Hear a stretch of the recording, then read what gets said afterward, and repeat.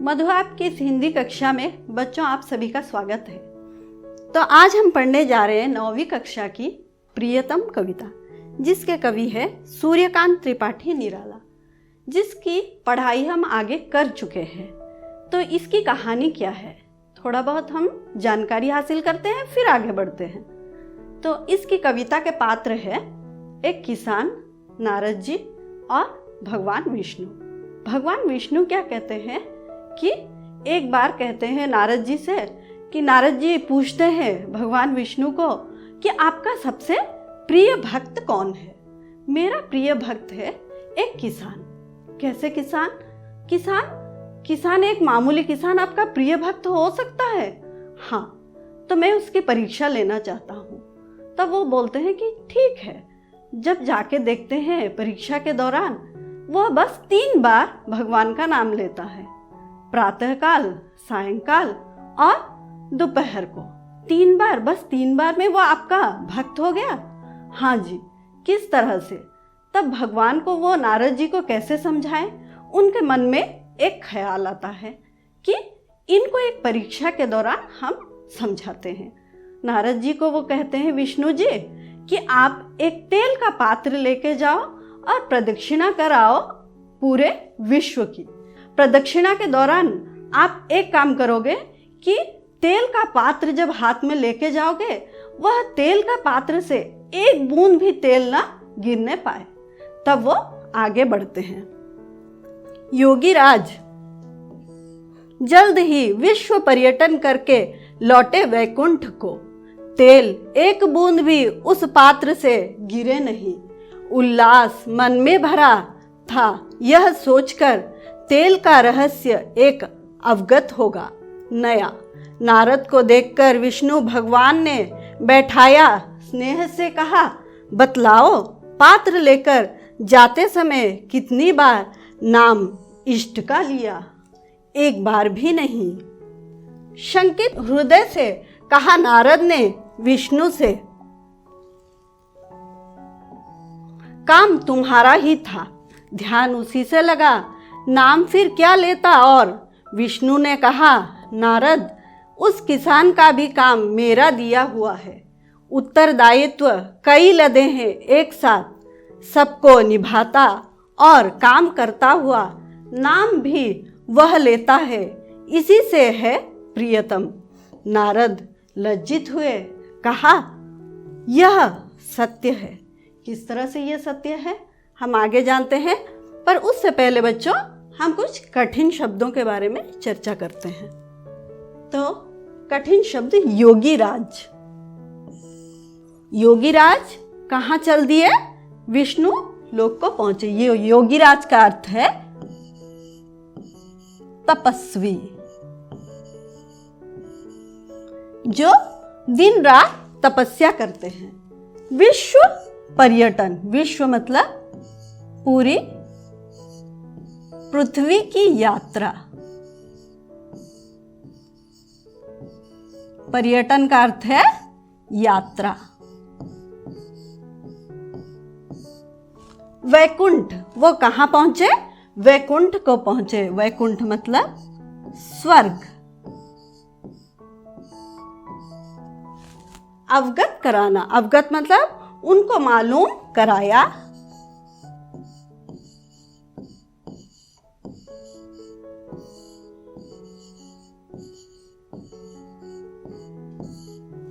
इष्ट, इष्ट का मतलब है भगवान।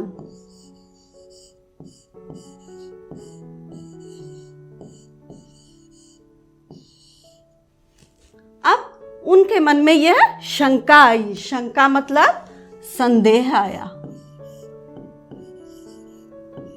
आगे पढ़ते हुए बच्चों मैं आपको पूरी तरह से समझा दूंगी। उत्तरदायित्व, उत्तरदायित्व मतलब जिम्मेदारी।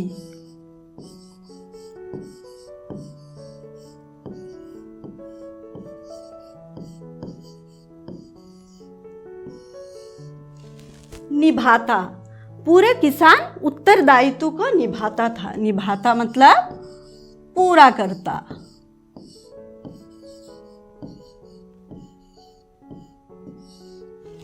और लज्जित। लज्जित मतलब शर्मिंदा।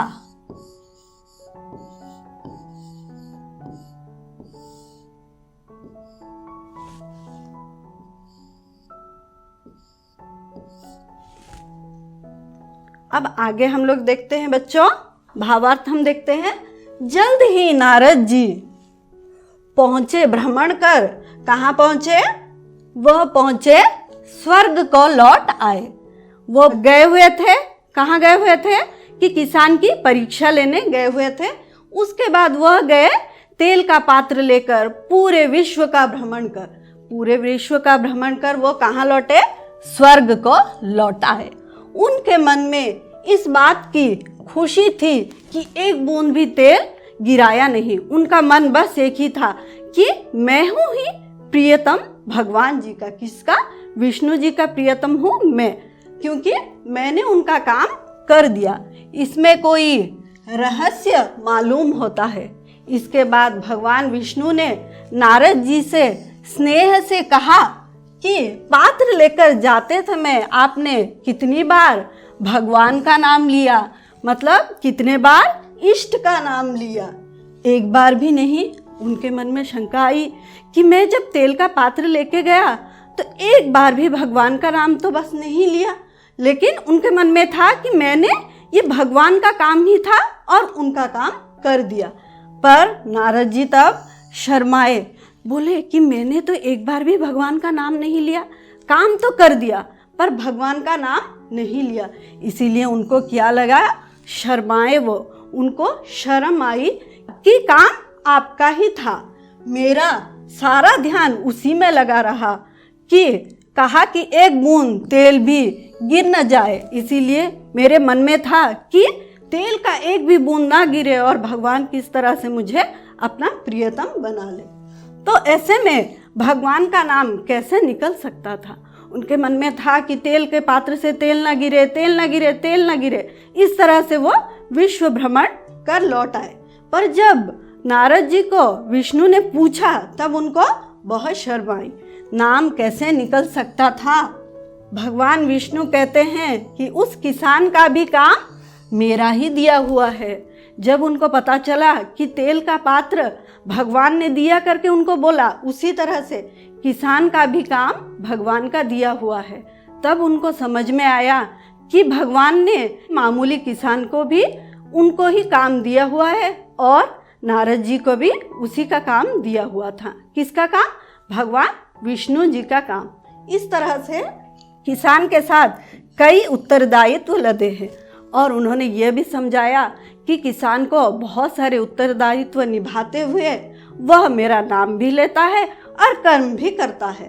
पर आपने क्या किया?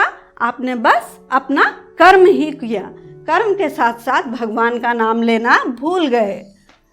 वह सबको निभाता हुआ और काम भी करता हुआ जीवन बिता रहा है। इसके साथ साथ वह भगवान का नाम भी दिन में 3 बार लेता जाता है। सुबह लिया, प्रातःकाल ले लिया, फिर सायंकाल लिया, फिर दोपहर को भी लिया। अपना काम भी किया और भगवान का नाम भी लिया। इसलिए वह मेरा प्रिय भक्त है। इस तरह से जब उन्होंने समझाया कि देखो, विष्णु जी ने समझाया नारद जी को कि देखो, उससे बहुत सारे उत्तरदायित्व उन पे लदे हुए हैं, फिर भी उन्होंने मेरा नाम लिया। किसने? किसान ने मेरा नाम 3 बार लिया, पर अपना काम करते हुए 3 बार लिया। पर आपने मेरा काम किया लेकिन भगवान का नाम नहीं लिया। तब नारद जी शर्माते हुए कहा, भगवान जी यह सत्य है। उनके मन में भी यह आया कि भगवान सच में कि कर्म भी करना है और भगवान का नाम भी लेना है। इसीलिए बच्चों, अपना कर्म भी करो और भगवान का नाम भी लो। जब भगवान विष्णु ने नारद जी की ही परीक्षा ले ली तो हमारा क्या है? और अब आगे चलते हुए बच्चों, हम लोग देखते हैं कि इससे हमने क्या सीखा। हर आदमी को कर्म करना चाहिए। जब बच्चा पैदा होता है तब से लेकर हमारे जीवन के अंत तक हमको कर्म पर ही ध्यान देनी चाहिए। काम ही सबसे बड़ी पूजा है। अपना काम करो और भगवान का नाम भी लो। और काम सबसे बड़ी पूजा कौन कहते हैं? भगवान कहते हैं कि कर्म ही सबसे बड़ी पूजा है। अपने कर्म को निभाते हुए ईश्वर को याद करना सच्ची पूजा है। काम भी करो और भगवान का नाम भी याद से ले लो, तब वह होता है हमारी सच्ची पूजा। तो कुछ समझ में आया बच्चों? आगे चलते हैं हम लोग प्रश्नोत्तर पर। तब आप प्रश्नोत्तर का जवाब दे सकते हो ना। विश्व पर्यटन करके नारद जी कहाँ लौटे? नारद जी लौटे स्वर्ग को।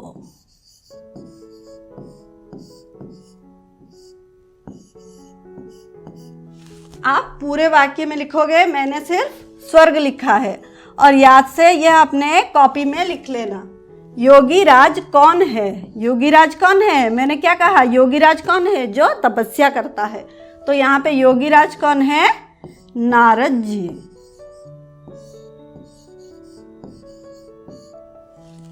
निराला जी के अनुसार कर्म क्या है? इस कविता के कवि कौन है?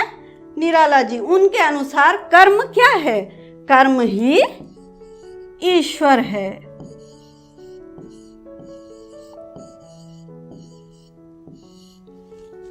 विष्णु जी ने प्राणों से प्रियतम किसे कहा है?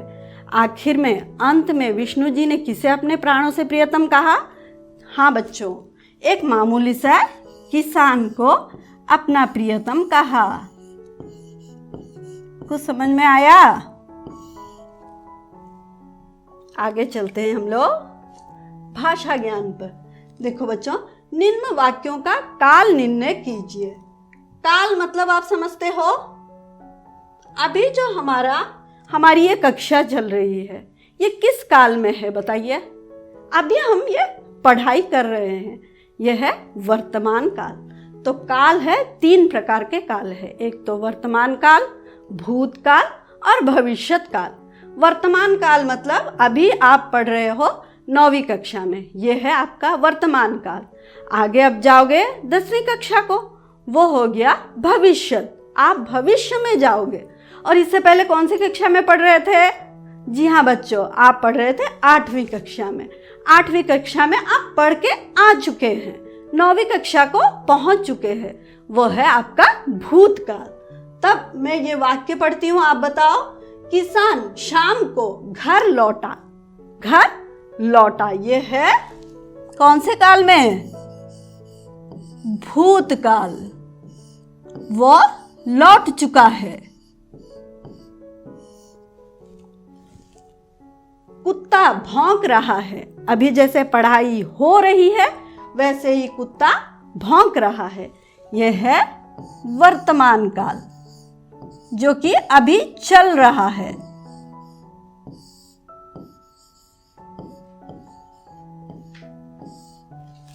मेरे पिताजी कल दिल्ली जाएंगे। वह जाएंगे या नहीं? कल जाएंगे। जाएंगे मतलब भविष्यत।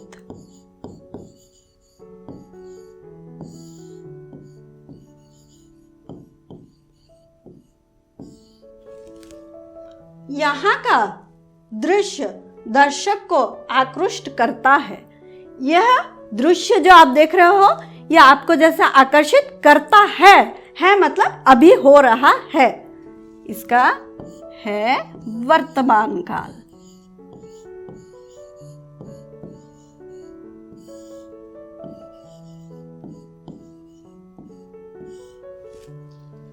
बुखार के कारण कल मैं स्कूल नहीं आ पाया। कल आप गए नहीं। नहीं मतलब इसका है कि आप भूतकाल, आप गए नहीं। कुछ समझ में आया बच्चों? तो हमारे कितने काल है? देखो, भूतकाल, वर्तमान काल, भविष्य काल। तीनों कालों के बारे में आप समझ गए। तो आगे हम बढ़ते हैं। बच्चों, हमने देखा कि किसान किस तरह से प्राणों से प्रियतम बना। आप भी किसी के प्रियतम बन सकते हो। और सबसे ज़्यादा ज़रूरी है कि अपना कर्म करो, अपना कर्म करते हुए भगवान का नाम भी लो। धन्यवाद।